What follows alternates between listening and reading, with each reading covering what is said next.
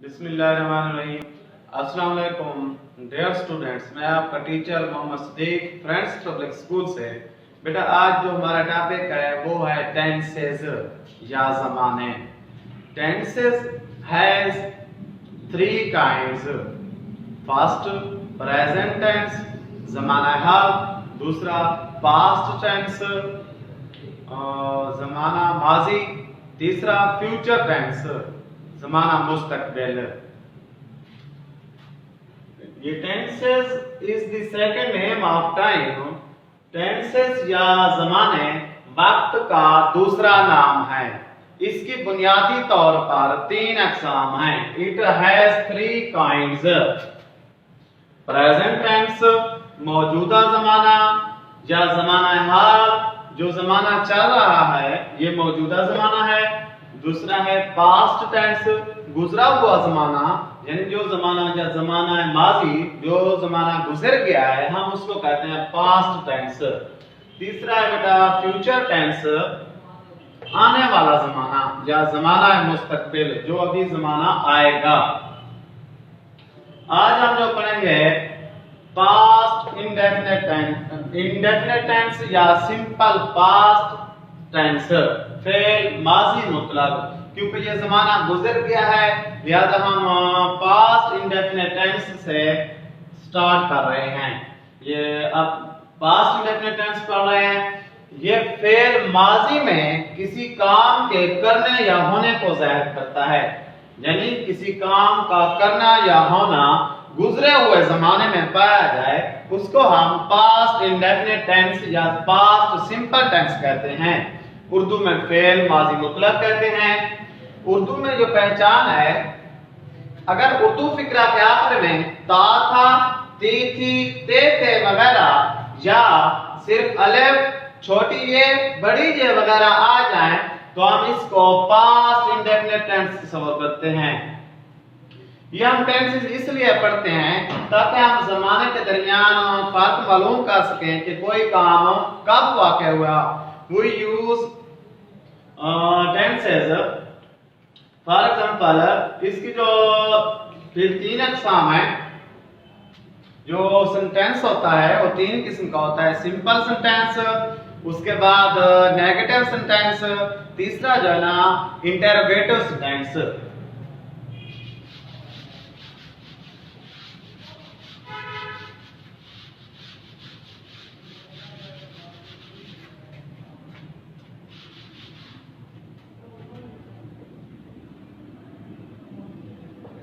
Past indefinite tense, फेल माजी मुतलक।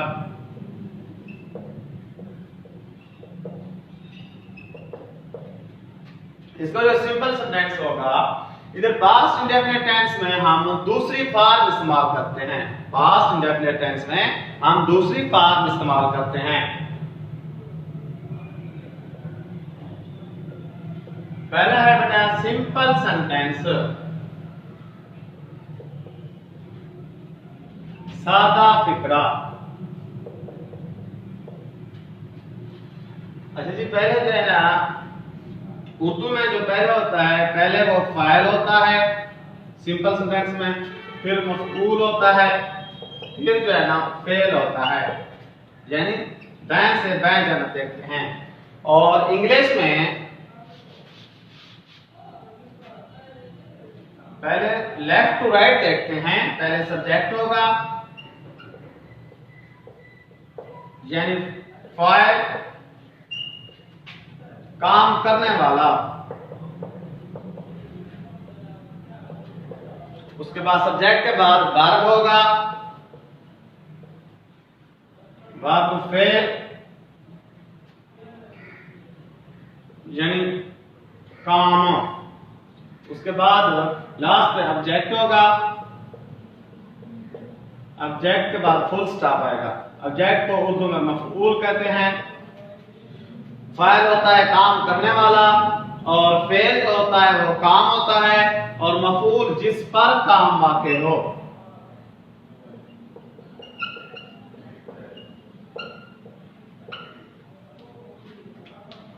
अच्छा जी, उसके बाद हम एक सेंटेंस लिख रहे हैं।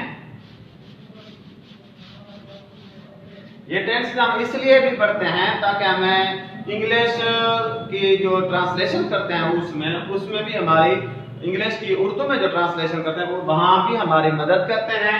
फॉर एग्जाम्पल,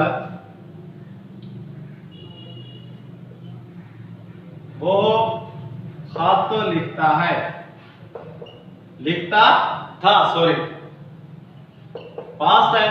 इधर पहले भी मैंने बताया है एज सब्जेक्ट को हम अब्रिविएशन इस्तेमाल कर रहे हैं, एज सब्जेक्ट इस्तेमाल करते हैं। उसके बाद ये उर्दू वाला तरीका बता रहा हूं, सब्जेक्ट के बाद ऑब्जेक्ट होगा, मफऊल यानी, उसके बाद फिर वर्ब होगा। ये उर्दू वाला तरीका है। और इसकी जब हम इंग्लिश बनाएंगे तो पहले क्या होता है, सब्जेक्ट होता है। देखो सब्जेक्ट क्या है बेटा, वो की इंग्लिश ही भी बन सकती है, शी भी बन सकती है, दे भी बन सकती है। वो जब मस्कुलिन मुज़क्कर के तौर पर वह इस्तेमाल होगा तो इसकी हम इंग्लिश ही करेंगे। और उसके बाद वो जब मुन्नस के तौर पर इस्तेमाल होगा, फेमिनाइन यानी, तो इसकी इंग्लिश वह भी होगा, तो इसकी इंग्लिश क्या होगी, शी। जब हम वो को जमा के लिए इस्तेमाल करते हैं यानी प्लूरल, तो इसकी इंग्लिश दे करते हैं। देखो अब था जो है ना बता रहा है, पता चल रहा है कोई एक आदमी है काम करने वाला, वो खत लिखता था। अब वो की इंग्लिश ही। उसके बाद जहां जो इंग्लिश में है ये देखें बेटा, ये लेफ्ट टू राइट है, पहले सब्जेक्ट लगाया है, उसके बाद वर्ब आएगा, फेल यानी जो काम हो। लिखना की इंग्लिश राइट होती है। इधर हमने सेकंड फॉर्म इस्तेमाल करनी है, ही रोट आ लेटर। उसके बाद फुल स्टॉप। जो सेंटेंस हम स्टार्ट करेंगे उसका पहला लेटर भी कैपिटल लेटर होगा। ये तो था हमारा सिंपल सेंटेंस। और जो नेगेटिव सेंटेंस होगा,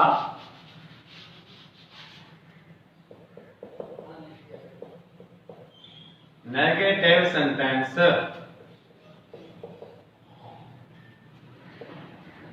मंफी फिक्रा। अच्छा बेटा, उर्दू फिक्रे में जो है ना नहीं का लफ्ज इस्तेमाल हुआ होगा। और इंग्लिश में जो बनाएंगे पहले सब्जेक्ट होगा, उसके बाद हेल्पिंग वर्ब डिड इस्तेमाल होता है। यहाँ डिड बजाते खुद भी दूसरी फॉर्म इस्तेमाल होती है, जिस तरह डू, डिड, डन। तो फिर हमारा सूत्र तो पूरा हो गया। पास्ट इंडेफिनिट टेंस में हम दूसरी फॉर्म इस्तेमाल करते हैं। पहले सब्जेक्ट होगा, फिर उसके बाद डिड लगाएंगे मनफी फिक्रा में, फिर डिड के बाद हम फर्स्ट फॉर्म लगाएंगे, क्योंकि ये जो डिड बजाते खुद दूसरी फॉर्म हमारा सूत्र पूरा हो गया। डिड के बाद फिर हम मनफी फिक्रा होगा तो नॉट का इजाफा करेंगे, फिर उसके बाद फर्स्ट फॉर्म ऑफ वर्ब, उसके बाद ऑब्जेक्ट और फुल स्टॉप आएगा। फॉर एग्जांपल, जिस तरह पहले मैंने लिखा है वो खत लिखता था, अब होगा वो खत नहीं लिखता था, वो खत नहीं लिखता था। अब इसकी जो इंग्लिश बनेगी ही, फिर उसके बाद हेल्पिंग वर्ब, उसके बाद मनफी फिक्रा है, नहीं की इंग्लिश नॉट है, उसके बाद फर्स्ट फॉर्म, लिखना की इंग्लिश राइट, फिर उसके बाद ऑब्जेक्ट आएगा, खत की इंग्लिश जो बनेगी वो आ लेटर। ये हमारा नेगेटिव सेंटेंस यानी मनफी फिक्रा बन गया है। और लास्ट पे जो है ना वो इंटरोगेटिव सेंटेंस है। इंटरोगेटिव सेंटेंस में जिस तरह से कोई सवाल पूछा जाता है इंटरोगेटिव सेंटेंस कहते हैं। इंटरोगेटिव सेंटेंस, सवालिया फिक्रा। सवालिया फिक्रा में हेल्पिंग वर्ब शुरू पे आ जाएगा। इसका जो तरीका है, असूल है, पहले डिड आएगा, फिर उसके बाद सब्जेक्ट होगा, फिर उसके बाद फर्स्ट फॉर्म ऑफ वर्ब,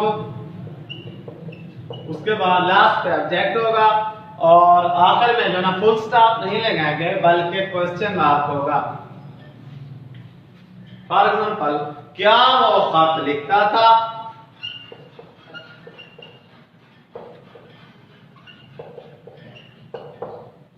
उसके बाद उर्दू वाले फिक्र में भी इंटरोगेटिव सवाल निशान होगा। अब इसकी जो इंग्लिश बनेगी, ये हेल्पिंग वर्ब डेटा आ गया है पहले, उसके बाद सब्जेक्ट ही बन रहा है इसका, इसकी इंग्लिश, और उसके बाद first form did he write a letter,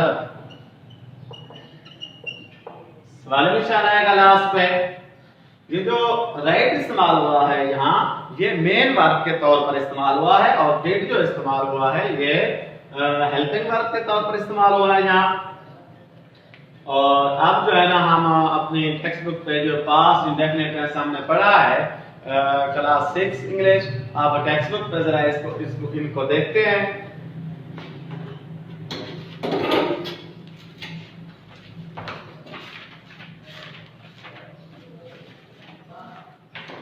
बेटा ये पेज नंबर 8 है, ये एफ यूज है। Read the following sentences taken from the lesson and underline simple past verbs. Past verbs अभी भी मैंने बताया है, यहाँ दूसरी फॉर्म इस्तेमाल होती है, इनको क्या करना है, अंडरलाइन करना है, past tense. In his first है, in his young age comma he became a trader. यहाँ जो पास्ट वर्ब इस्तेमाल हुआ है वो बिकेम, बिकेम को अंडरलाइन कर लो, ये बिकेम दूसरी फॉर्म इस्तेमाल हुई है। उसके बाद दूसरा है he traded with other peoples money with great care. यहाँ इस सेंटेंस में जो वर्ब इस्तेमाल हुआ है सेकंड फॉर्म वो है ट्रेडेड, ट्रेडेड को अंडरलाइन करो, नीचे लाइन लगा लो। उसके बाद तीसरा जो सेंटेंस है, द रसूल सल्लल्लाहु अलैहि वसल्लम advised his companions to avoid doubtful things in business dealing। यहाँ जो वर्ब इस्तेमाल हुआ है वो एडवाइज्ड, दूसरी फॉर्म इस्तेमाल हुई है यहाँ, इसको भी अंडरलाइन कर लो, एडवाइस को नीचे लाइन लगा ले। ये जो लास्ट है, द रसूल सल्लल्लाहु अलैहि वसल्लम gave great importance to fair business dealing। यहाँ जो वर्ब इस्तेमाल हुआ है गेव, ये गिव की दूसरी फॉर्म है गेव, ये भी पास्ट वर्ब इस्तेमाल हुआ है।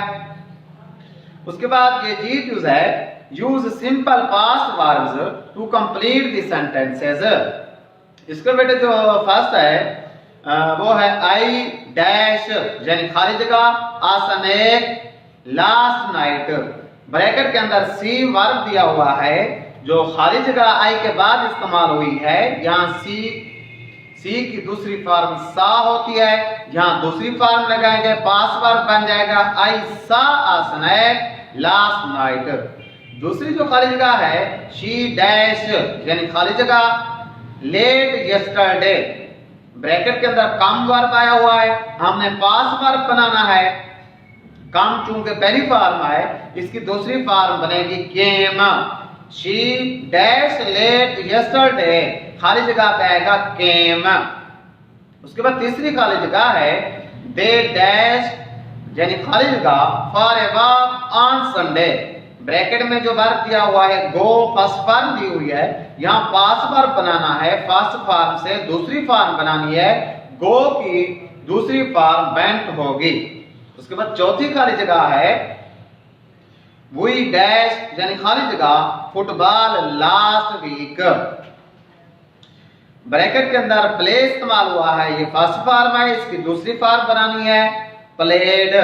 वी डैश अब खाली जगह पे प्लेड आएगा, we played football last week. उसके बाद लास्ट जो है she dash a long story in the test, bracket के अंदर राइट है फर्स्ट फॉर्म, फर्स्ट फॉर्म से दूसरी फॉर्म बनाएंगे, राइट की दूसरी फॉर्म रोट होती है, she dash a long story in the test, she wrote a long story in the test. बेटा उसके बाद यहाँ पेज नंबर 10 पे आ जाएं, change the following sentences a use है into negative and interrogative sentence. वो कहते हैं एग्जांपल दी हुई है he bought a new pen, उसका मनफी फिक्रा बनाना है नेगेटिव यानी, और इंटरोगेटिव भी बनाना है। अभी भी मैंने व्हाइट बोर्ड पे सारा बच्चों को समझाया है। पहले जो सिंपल सेंटेंस है वो है he bought a new pen, हमें किस तरह पता चलेगा ये पास्ट इंडेफिनिट टेंस का ये सेंटेंस है, यहाँ दूसरी फॉर्म बट इस्तेमाल हुई है। ये हमें दूसरी फॉर्म बता रही है कि ये जो जुमला है पास्ट इंडेफिनिट टेंस है। अब नेगेटिव सेंटेंस का मैंने असूल भी बताया है। पहले सब्जेक्ट होगा, अब ही सब्जेक्ट आया है यानी फाइल, उसके बाद डिड हेल्पिंग वर्ब के तौर पर इस्तेमाल होगा। चूंकि मनफी फिक्रा है और नॉट का इजाफा भी होगा और नॉट के बाद फर्स्ट फॉर्म इस्तेमाल होगी, क्योंकि डिड बजाते खुद दूसरी फॉर्म इस्तेमाल पहले हो चुकी है। उसके बाद buy a new pen, he did not buy a new pen, इसका नेगेटिव सेंटेंस बन जाएगा। अब जो इंटरोगेटिव सेंटेंस है, सवालिया फिक्रा, वहां हेल्पिंग वर्ब जो डिड इस्तेमाल हो रहा है यहाँ पास्ट टेंस में, वो सेंटेंस के स्टार्ट पे आ जाएगा, शुरू पे आ जाएगा। ये देखो, did he buy a new pen, last पे इंटरोगेटिव यानी सवालिया निशान जरूर लगाना है वरना सेंटेंस गलत हो जाता है। ये इंटरोगेटिव सेंटेंस बन गया है। उसके बाद ये पहला सेंटेंस है, birds flu in the air, यहाँ फ्लू दूसरी फॉर्म इस्तेमाल हुई है। ये सिंपल सेंटेंस है। ऊपर वाली मिसाल देखकर हम इसका नेगेटिव सेंटेंस बना रहे हैं। Birds did not fly in the air, इसका ये नेगेटिव सेंटेंस बन गया है। और इंटरोगेटिव सेंटेंस जो बनेगा, डिड स्टार्ट पे आ जाएगा। डिड नेगेटिव सेंटेंस में सॉरी पहले बर्ड्स आएगा, फिर उसके बाद डिड नॉट, फिर उसके बाद first form fly in the air. अब इसका नेगेटिव सेंटेंस जो बनेगा, birds did not fly in the air. जो इंटरोगेटिव सेंटेंस होगा, हेल्पिंग वर्ब डिड शुरू पे आ जाएगा। Did birds fly in the air question mark. दूसरा सेंटेंस है, they worked hard in the exams, यहाँ वर्क दूसरी फॉर्म इस्तेमाल हुई है। ये पास्ट टेंस है। इसका नेगेटिव सेंटेंस ऊपर वाली मिसाल को देख के बनाते हैं। दे did not work hard in the exams, interrogative sentence जो बनेगा, did they work hard in the exam, last पे सवालिया निशान होगा। तीसरा सेंटेंस है, we looked at the map, look दूसरी फॉर्म इस्तेमाल हुई है। अब इसका negative sentence, we did not look at the map, last पे फुल स्टॉप। और इंटरोगेटिव सेंटेंस में did शुरू पे आ जाएगा, helping verb. Did we look at the map, last पे सवालिया निशान आएगा। The man killed a snake, killed दूसरी फॉर्म इस्तेमाल हुई है यहाँ। इसका negative sentence, the man did not kill a snake, did not के बाद फर्स्ट फॉर्म इस्तेमाल करेंगे हम। उसके बाद फुल स्टॉप आएगा, मनफी सेंटेंस के आखिर में भी। और सवालिया जो इसका इंटरोगेटिव सेंटेंस बनेगा, सवालिया फिक्रा, did the man kill a snake question mark. आज के हमारे टॉपिक का जो लास्ट सेंटेंस है वो है, I wrote a letter, wrote दूसरी फॉर्म इस्तेमाल हुई है। इसका जो नेगेटिव सेंटेंस बनेगा, I did not write a letter, उसके बाद फुल स्टॉप। और इसका जो इंटरोगेटिव सेंटेंस बनेगा, डिड शुरू पे आ जाएगा। Did I write a letter question mark. बेटा आज के हमारे लेक्चर का इख्तिताम हुआ। उम्मीद है आप बच्चों को समझ आ गई होगी। अल्लाह हम सब का हामी नासिर हो। अल्लाह हाफिज।